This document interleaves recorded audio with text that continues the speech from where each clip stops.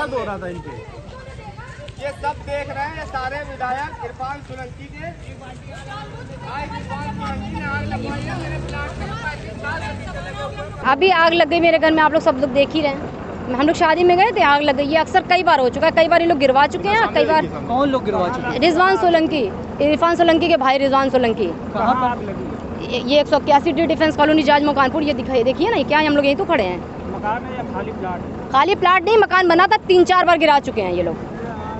खबर उत्तर प्रदेश कानपुर से। संदिग्ध परिस्थितियों में घर में आग लगने का मामला। महिला की तहरीर पर समाजवादी पार्टी के शीशमो विधानसभा से विधायक हाजी इरफान सोलंकी और उनके भाई रिजवान सोलंकी समेत अन्य के खिलाफ मुकदमा दर्ज। डीसीपी पूर्वी ने बयान जारी कर कहा कि जल्द होगी सभी अभियुक्तों की गिरफ्तारी। अज्ञात आरोपियों की पहचान के लिए सीसीटीवी कैमरे खंगाले जा रहे हैं। जाजमऊ थाना क्षेत्र के डिफेंस कॉलोनी का मामला। वहीं सापा विधायक इरफान सोलंकी ने 2 वीडियो जारी करके कमिश्नरेट पुलिस पर लगाए गंभीर आरोप। सापा विधायक का आरोप, पुलिस ने देर रात उनके आवास को बनाया छावनी। 15 थानों की फोर्स लेकर उनके घर पर की गई छापेमारी। विधायक का आरोप, कुछ दिनों पहले उनके चाचा की मृत्यु होने के कारण वो अपने घर पर मौजूद नहीं थे। घर पर केवल महिलाएं और बच्चे थे। पुलिस ने उनकी बेगम और बच्चियों से भी अवार्ता की। विधानसभा अध्यक्ष से विधायकों की टीम बनाकर मामले की जांच की कर देंगे मांग। कल देर रात पुलिस ने सापा विधायक इरफान सोलंकी के घर की घेराबंदी की। विधायक के भाई रिजवान पर जाजमऊ की एक महिला ने घर जलाने का लगाया था आरोप। महिला के घर पर संदिग्ध हालातों में लगी थी आग। कल दिनांक 8/11/2022 को थाना जाजमऊ पर एक आदमी के द्वारा तहरीर दिया गया।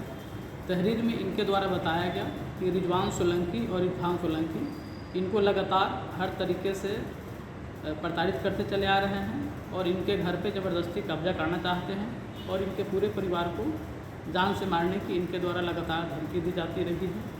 ये लोग इनको फर्जी मुकदमे में फंसाना चाहते हैं और ये लोग जब 7/11/2022 को अपने घर पे नहीं थे तो शाम के समय लगभग 8 बजे इनके घर में आग लगा दी, जिसके चलते इनके घर में रखे हुए जो सामान थे वो जलकर खाक हो गए। और इनका ये पूरा जो मकसद है इसलिए ताकि ये लोग यहाँ से अपना घर छोड़कर चले जाए और ये लोग जो है उस जगह पे अवैध रूप से कब्जा कर सकें। इस संबंध में जो तहरीर उनके द्वारा दी गई है उसमें 2 नामजद और कुछ लोग अज्ञात में हैं। जो नामजद अभियुक्त हैं जिनका नाम रिजवान सोलंकी और इरफान सोलंकी है, इनके गिरफ्तारी के लिए टीमें लगा दी गई है और जो अज्ञात लोग हैं उनकी शिनाख्त के लिए आसपास के सीसीटीवी कैमरे और सर्कमस्टेंशियल एविडेंस को देखा जा रहा है।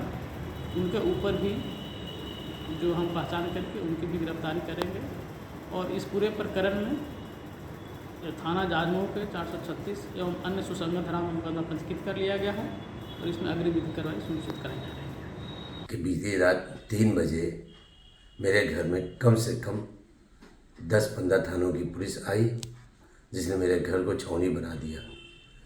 क्योंकि आप सबको मालूम है, हाल ही में मेरे चाचा का निधन हुआ। मैं घर पर मौजूद नहीं था।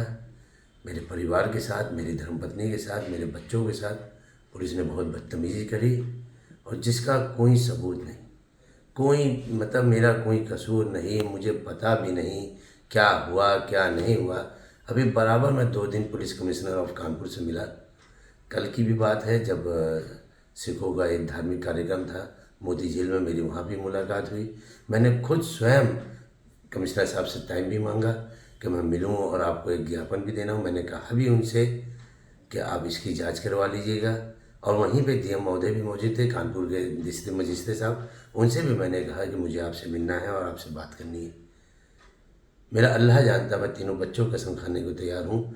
मैं उस परिवार को जानता भी नहीं, उस मकान जहाँ पे ये घटना है मुझे कोई लेना देना भी नहीं है। अगर वो परिवार अपने बच्चों की और कलाम पाक की कसम खा के गए कि उन्होंने मुझे कभी देखा भी है, मुझे तो पता भी नहीं।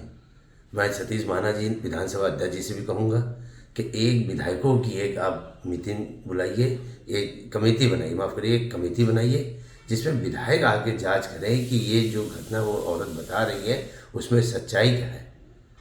मैं आपसे यही उम्मीद करता हूँ और मैं प्यारी जनता आपसे भी अपील करता हूँ कि कम से कम आप जागरूक होइए।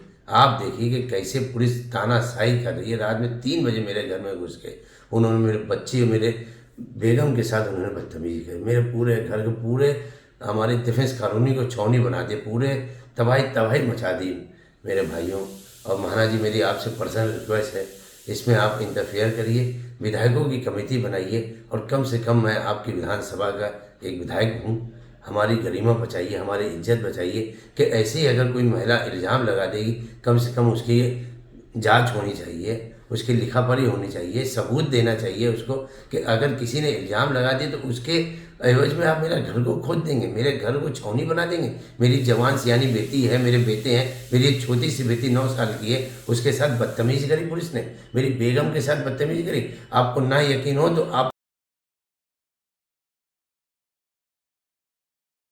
मैं साथ में पुलिस कमिश्नर साहब से ये अनुरोध भी करता हूँ कि वो महिला जो इल्ज़ाम लगा रही मेरे ऊपर, मेरे भाई के ऊपर कि हमने उनका मकान जला दिया, कम से कम उसको बुलाइए और उसके पेपर तो मंगाइए।